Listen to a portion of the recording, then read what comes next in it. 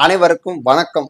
சமீப காலமா மதுரை விமான நிலையத்துக்கு யார் பெயர் வைப்பது அப்படின்னு சர்ச்சை போய்கிட்டு இருக்கு. இங்கிட்டு தேவர் சமுதாய மக்கள் எங்கள் தேசிய தலைவர் ஐயா பசும்பொன் முத்துராமலிங்க தேவர் பெயர் வைக்கணும் அப்படின்னு அவங்க கோரிக்கை வைக்கிறாங்க. இங்கிட்டு தேவேந்தர் சமூக மக்கள் அந்த இடத்த கொடுத்ததை நாங்க தான், அதனால எங்கள் தலைவர் இமானுவேல் சேனா அவருடைய பெயரை வைக்கணும் அப்படின்னு சொல்லி இந்த மக்கள் ஒரு கோரிக்கை வச்சுக்கிட்டு இருக்காங்க. இப்படி போய்கிட்டு இருக்க சூழல்ல அண்ணன் சீமான் அவர்கள் ஒரு கருத்து சொல்லியிருக்காரு. என்னன்னா, இப்ப இவங்களுக்கு வச்சா இவங்க கோச்சுக்கிறாங்க, இவங்களுக்கு வச்சா இவங்க கோச்சுக்கிறாங்க. ரெண்டுத்துக்கும் பொதுவான பேரை மதுரை மன்னன் ஆரிய படை கலந்த பாண்டிய நெடுஞ்செழி பேரை வச்சு விட்டுருவோம் அப்படி சொல்லி, அப்படி இந்த அரசு வைக்கனாலும் நான் ஆட்சிக்கு வந்தா வைப்பேன் அப்படின்னு ஒரு கருத்தை சொல்லியிருக்காரு.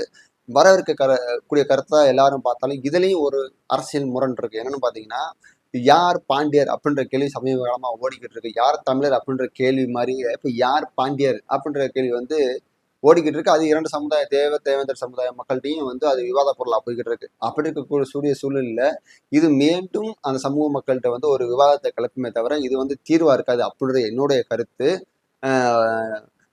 எதுக்கு முன்னாடி ஒரு காணொலி போட்டிருந்தேன். இதுல இரண்டு சமுதாய மக்களும் ஒன்றுபட்டு விட்டு கொடுத்து யாராவது அதாவது இங்க நீங்க வச்சுக்கப்பா, ரெண்டு சமுதாய மக்களும் பெரியவர்கள் பேசி ஓகே இங்க மதுரைக்கு இவங்க பேரை வைங்க, திருச்சிக்கு இவங்க பேரை வைங்க அப்படின்னு விட்டு கொடுத்து போனாதே இதுக்கு தீர்வு கிடைக்கும். அதனால விட்டு கொடுத்து போனாதான் இதுக்கு ஒரு தீர்வு கிடைக்கும். மற்றபடி எல்லாமே மற்ற கருத்துக்கள் எல்லாமே அரசியல் ரீதியான கருத்துக்கள் தான்.